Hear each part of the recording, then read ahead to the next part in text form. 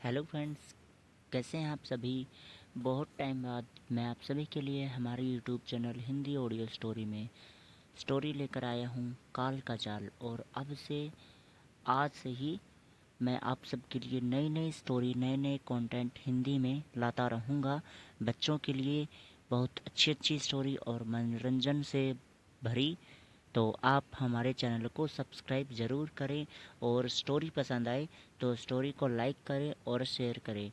तो आज हम काल का जाल एपिसोड 1 सुनते हैं। काल का जाल।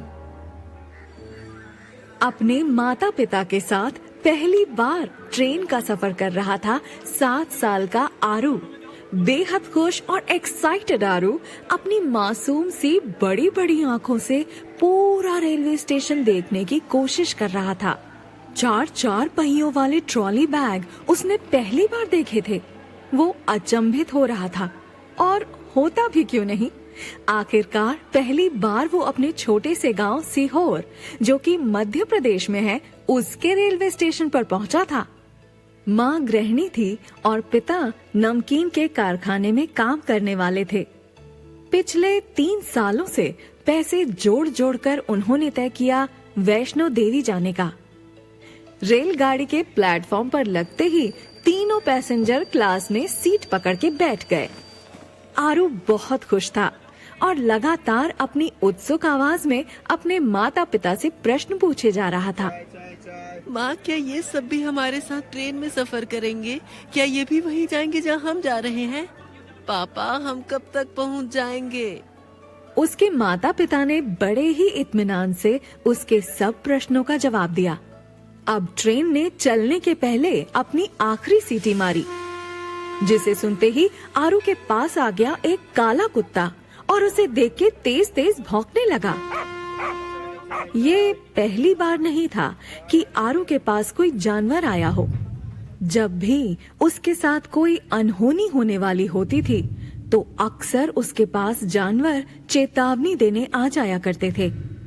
शायद ये भी किसी प्रकार की चेतावनी थी।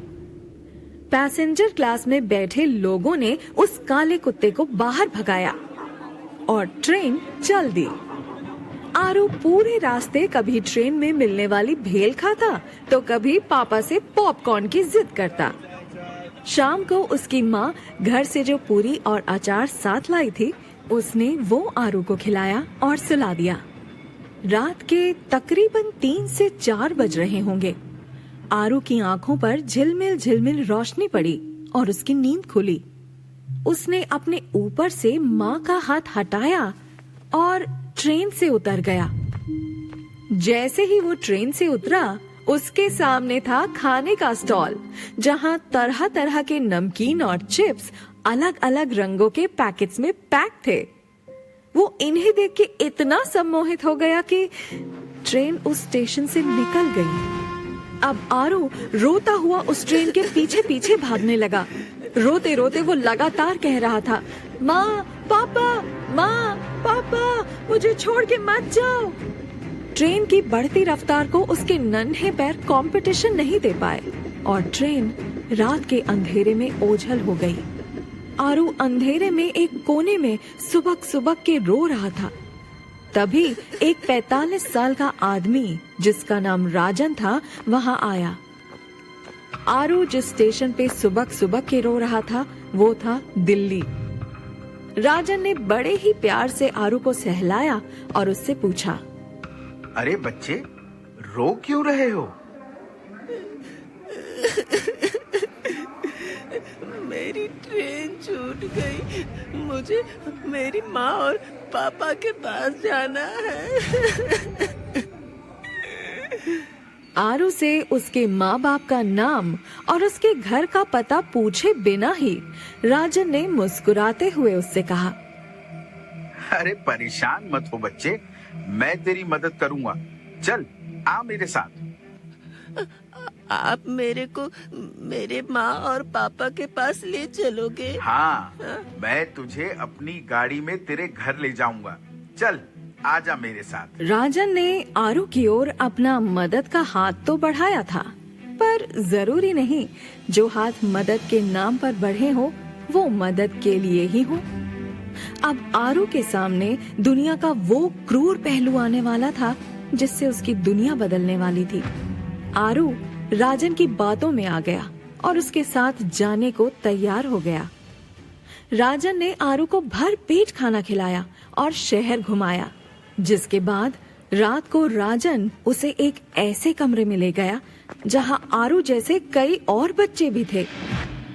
सब बच्चों के मायूस चेहरे बता रहे थे कि समय ने उनकी जिंदगी को भी बहुत घाव दिए हैं।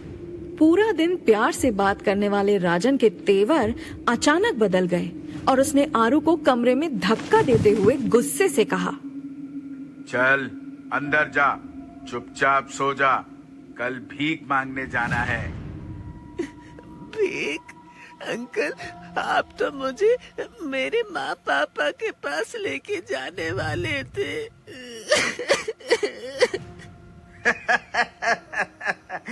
ये देख, ये सब अपने माँ बाप के पास ही जाना चाहते थे, पर अब मेरे लिए काम करते हैं, पैसे मांगते हैं।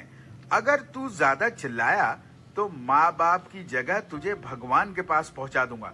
चुपचाप सो जा और कल से काम पे लग जा। और हाँ, भागने की सोचना भी मत, मेरी गैंग के आदमी हर तरफ हैं, समझा? समय बहुत बलवान होता है। जब ये करवट लेता है तो जिंदगी की खुशियों का पहिया थम जाता है। आज आरू की खुशियां भी कहीं गुम हो चुकी थीं। जो कभी माँ के आंचल में सोता था, वो आज अकेला इन बेबस बच्चों की भीड़ का हिस्सा था। सब बच्चे सो चुके थे, पर आरू सिसकियां लेता हुआ अपनी माँ को याद कर रहा था। एक टूटी हुई खिड़की से सड़क पर लगी लाइट से हल्की सी रोशनी कमरे में आ रही थी। सीलन और पपड़ियों से भरी ये दीवारें आरू जैसे कई बच्चों पर हो रहे अत्याचारों की गवाही दे रही थीं। पर इन चार दीवारों के बीच में अब एक ऐसा बच्चा आ चुका था जो बाकी बच्चों की तरह इन दीवारों में हमेशा डर के कैद नहीं रहने वाला था। सुबह होते ही राजन आरू को दिल्ली की ट्रैफिक से भरी सड़कों पर भीख मंगवाने के लिए ले गया। आधा दिन उसका लाल बत्ती पर खड़ी कारों के शीशे खटखटाकर भीख मांगने में निकला। 7 साल के आरू को अभी इन सब की आदत नहीं थी, इसलिए वो थक के एक पेड़ के नीचे बैठ गया। उसके साथ था उसका नया दोस्त शेरू। तभी वहां राजन आ जाता है। ओए, पेड़ के नीचे क्या कर रहा है? चल जा, बत्ती लाल हो गई है, पैसे मांग। राजन ने बेरहमी से आरू को बालों से पकड़कर भीख मांगने को जाने के लिए कहा और आरू अपने आंसू पोंछ के फिर से भीख मांगने चला गया। उसके पास बैठा शेरू भी पीछे पीछे पूंछ हिलाता चल दिया। जिन कोमल हाथों में किताबें होनी चाहिए थी, उन हाथों में कटोरा लिए आरू लोगों की दया पर अपना जीवन चला रहा था। हर रात वो काम के बाद फिर सुनसान सड़क के पास बने टूटे से कमरे में जाता और सब बच्चों के बीच अपनी जगह बना के सो जाता। उस कमरे में इतनी जगह भी नहीं होती कि कोई करवट ले सके। राजन के अत्याचार से कई बार तो आरू को रात में रोटी की जगह मार खा के सोना पड़ता था। पर कुछ तो अलग था इस बच्चे में। इसका मन हार मानने को तैयार ही नहीं था। आरू अक्सर यहाँ से भागने का प्लान बनाता। वो बस सही मौके की तलाश में था। यही कारण है कि वो आज भी चैन से सो नहीं पा रहा था। तभी एक बच्चे ने उससे कहा, आरू, पूरा दिन भीख मांगते मांगते तू थका नहीं है क्या? देख, सब सो गए, बस तू ही जाग रहा है। नहीं, मुझे नींद नहीं आ रही है और मैं बिल्कुल नहीं थका हूँ, तू सो जा। ये कहते ही आरू उस छोटे से टूटे फूटे कमरे से बाहर निकला और दूर जाकर रात के 2 बजे एक सुनसान सड़क के किनारे बैठ गया। अपने माँ पापा को याद करते हुए जैसे ही उसकी आंखों में आंसू आए, उसी समय कुछ जानवर और पक्षी उसके पास आ गए। ऐसा लग रहा था मानो सब आरू को एहसास दिला रहे हों कि वो अकेला नहीं है। आरू इन्हें देखकर हैरान नहीं हुआ, क्योंकि ये घटना उसके साथ कई बार हो चुकी थी। जब तेज नींद के झोंके आरू की मासूम आंखों पर आने लगे तो आरू वापस कमरे में आ गया और बच्चों से भरे इस कमरे में अपने लिए फिर से एक छोटी सी जगह बनाकर वो सो गया। ओए बच्चों, चलो उठो, दिन चढ़ गया है, अभी तक सो रहे हैं, जल्दी निकलो। सुबह दरवाजा खोलते ही राजन ने सब बच्चों को डराया। ये बच्चों के रोज के दिन की शुरुआत थी। जहां दिल्ली जैसे बड़े शहर में बच्चों के दिन की शुरुआत माँ बाप के प्यार और अच्छे नाश्ते के साथ होती थी, वहीं किस्मत के बुरे खेल का शिकार हो चुके ये बच्चे खाली पेट भीख मांगने के लिए निकल जाते थे। छोटा सा आरू रात को देर से सोया था, इसलिए राजन के चिल्लाने पर जब सब उठ गए तो वो सोता ही रह गया। जोर से चांटा लगाते हुए राजन ने कहा, अबे तू बड़ा महाराजा बना लेटा है, चल उठ और निकल बाहर। राजन का थप्पड़ इतना जोरदार था कि आरू के कान सुन्न हो गए। डर के मारे आंखों में अपने आंसू लिए आरू बस ये अंदाजा लगा पाया कि राजन जरूर उससे बाहर निकलने को कह रहा है। कमरे से बाहर निकलते ही सब बच्चे अपनी अपनी जगहों पर भीख मांगने के लिए निकल जाते हैं। जिन गालों को कभी माँ बाप बड़े ही प्यार से सहलाते थे, आज इन पर राजन के अत्याचार के निशान छप गए थे। जिस आरू को सुबह माँ अपने हाथों से खाना खिलाती थी, अब उसका नाश्ता लोगों की दया पर निर्भर करता था। वो रोज खाने का सामान बेचने वाली दुकानों पर अपनी किस्मत आजमाता और किसी न किसी की दया से उसका नाश्ता हो जाता। भर पेट खाना तो बस अब ख्वाबों की बात रह गई थी। पर आरू को विश्वास था कि वो एक दिन राजन और उसके गुंडों के जाल से बाहर जरूर निकलेगा। सारा दिन भीख मांगकर अपनी कमाई राजन को देने के बाद सब बच्चे जब सो गए, तब मन में बेचैनी लिए हुए आरू हर रोज की तरह देर रात अपने कमरे से बाहर निकला और सुनसान सड़क पर अकेला जाकर बैठ गया। अचानक सड़क पर लगी लाइट्स कुछ इस तरह टिमटिमाई मानो वो आरू को कोई रास्ता बता रही हो। ये आने वाले चमत्कार का संकेत है। तभी उसे एक बुढ़िया दिखी जिसके हाथों में एक घुंघरू बंधी लाठी थी, जो बस फुसफुसाए जा रही थी। पुराने पेड़ की खोल में जब पड़ेगा काला साया तो खुलेगा एक नया दरवाजा। आरू ने अपने शरीर में एक सकारात्मक ऊर्जा महसूस की और एक गहरी सांस लेते हुए राजन की कैद से भागने का मन बनाया। अपने नन्हे कदमों से उसने जितना तेज हो सका उतना तेज दौड़ना शुरू किया, पर नन्हे कदम जितनी मर्जी रफ्तार से दौड़े ज्यादा दूरी तय नहीं कर सकते थे। और आज फिर से आरू के कदमों से ज्यादा तेज उसकी खराब किस्मत थी। रात में अपनी बाइक पर आवारा गर्दी कर रहे राजन के कुछ गुंडे आरू को देख लेते हैं।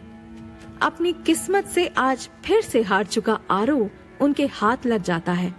वो आरू को पकड़कर सीधा उसी टूटे हुए कमरे में ले जाते हैं और वहाँ से राजन को कॉल लगाकर सारी बात बताते हैं। अरे यार, इस लड़के ने बहुत परेशान करके रखा हुआ है, अभी इसे बताता हूँ। फोन पर राजन की गुस्से भरी आवाज सभी बच्चों ने सुनी। सब बच्चों की नींद डर से उड़ गई, पर सिर्फ एक आरू ही था जो डरा नहीं। वो कहते हैं ना, किसी को इतना मत डराओ कि उसका डर खत्म हो जाए। और वो इंसान कभी नहीं डरता जिसके पास खोने को कुछ हो ही नहीं। आरू का बेखौफ चेहरा देखकर राजन के गुंडे भी हैरान थे कि जहां इस सर्द रात में सभी बच्चों के चेहरे पर डर से पसीना आ गया था, वहीं आरू शांत एक कोने में बैठा था। कहाँ है वो? राजन ने दरवाजा खोलते ही पूछा और जैसे ही उसके गुंडों ने आरू की ओर इशारा किया तो राजन ने अपने दिन का सारा गुस्सा आरू पर उतारना शुरू कर दिया। आरू की आंखें आज आंसुओं से नहीं बल्कि गुस्से से लाल थीं। राजन की मार खाने के बाद भी आरू के चेहरे पर एक अजीब सी मुस्कान नजर आ रही थी, जिसे देखकर राजन भी हैरान था। इतनी मार खा चुका है, फिर भी कोई असर नहीं हो रहा तुझ पे। अपना आपा खो चुके राजन को उसके गुंडों ने रोकते हुए कहा, अरे उस्ताद, इतनी पिटाई मत करो कि कल को भीख मांगने ना जा सके। ये बात सुनते ही राजन शांत हो गया। वो कहते हैं ना, पैसे की भूख में अंधा हुआ इंसान कुछ भी कर सकता है। राजन भी उन्हीं इंसानों में से एक था जिसके जीवन में दया नाम का शब्द नहीं था। वो किसी का दर्द नहीं समझता, वो समझता था तो बस पैसों की भाषा। ठीक है, आज तो मैं इसे छोड़ रहा हूँ, पर इसे सजा तो जरूर मिलेगी। राजन ने आरू को ऐसी सजा सुनाई जिसे सुनकर उस कमरे के सभी बच्चों की नसों में मानो खून की जगह डर दौड़ने लगा। क्या आरू राजन की इस सजा से बच के भागने में कामयाब हो पाएगा?